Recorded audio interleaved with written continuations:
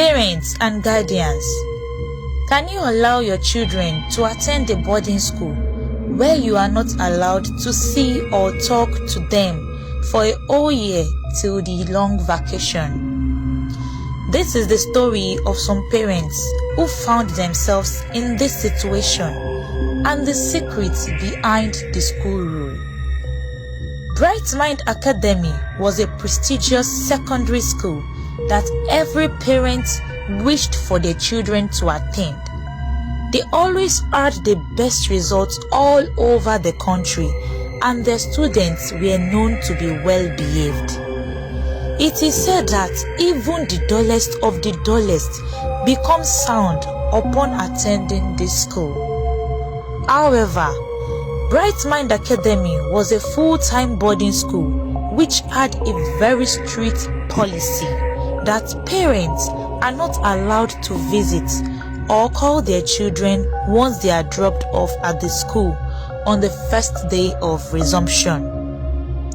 I know you are wondering what kind of parents would agree to this policy, but don't be surprised to find out that a lot of parents didn't mind at all.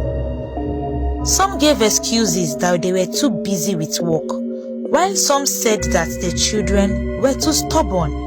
Some even said that they cannot kill themselves because of a child. The child should be in the school while they enjoy their lives outside.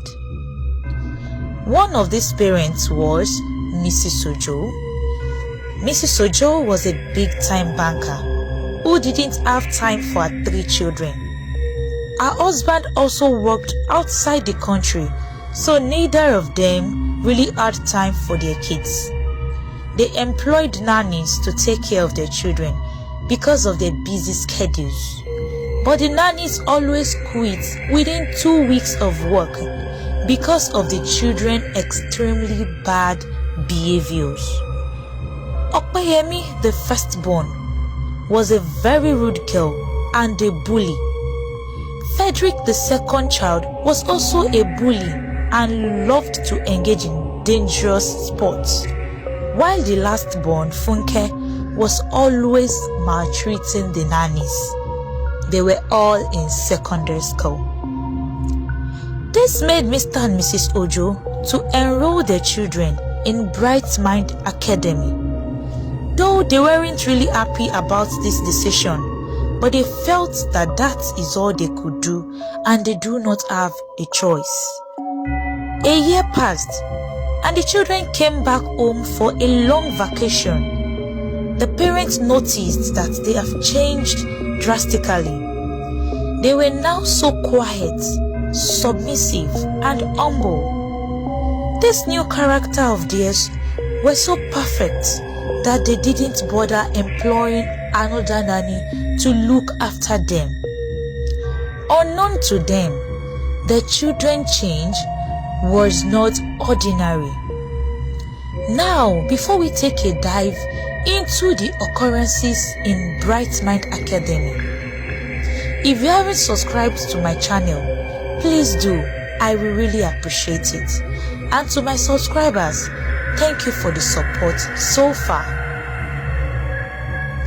Now back to the story. Once a child is registered into the academy, an evil spirit is assigned immediately to him or her. Anywhere the child goes, it follows, even to sleep. These evil spirits were visible to the children and very terrifying. The teachers of this school were not ordinary humans, but ghosts of past scholars who were pioneers of education. The evil spirit assigned to a child acts as his guardian for a whole year in school. It is responsible for the child's feeding and upkeeping. Like I said in the beginning, all the students are well behaved. This is so because anytime a student misbehaves, the evil spirit assigned to him would punish him in the most gruesome manner. The more stubborn the child is, the more terrible his punishment would be. These evil spirits go as far as tearing the students into pieces and joining them back after several days of the children suffering in pain. Some students were unlucky that they even lost their lives in the process, but the evil spirits would summon them back to life and punish them even greatly for dying. This happened to some group of students years back. They snuck out of their hostels at midnight, thinking that their guardians, that is, the evil spirits, were also asleep. They haven't gone far when they came face to face with their guardians.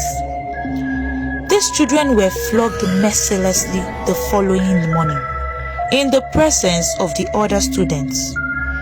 Their flesh was torn from their bodies and their bones were broken little by little every day. This punishment lasted for 7 days till the children gave up the ghosts. However, before the spirits could go far, the evil spirits summoned them back and joined their broken bones together, plastered their flesh back to their bodies, and left them in the dungeon to starve for days. This made the children extremely polite and well-behaved. They also took their studies seriously to avoid terrible punishment. I know most viewers are wondering why the children couldn't inform their parents about the terrible occurrences that take place at the academy when they go home. The truth is, the children are always warned greatly never to disclose whatever happens in the school, or else they would lose everyone close to them and eventually lose their own lives. You would be surprised to know that the evil spirits follow the children home during the holidays, though not visible to their eyes, but they are always present. The children feel and smell their presence and sometimes dream about them. Now, the long vacation is over. Mr. and Mrs. Ojo, with other parents, are excited to take their children back to school, while the children tremble in fear, unable to speak out. Parents and guardians, please let us be vigilant and do thorough investigations before sending our children to schools. There are some rules that should never be taken into consideration. And lastly, let us be prayerful, for we wrestle not against flesh and blood. If you love this story, please hit the like button and drop your thoughts in the comment section. Don't forget to subscribe to my channel for more stories. Thank you.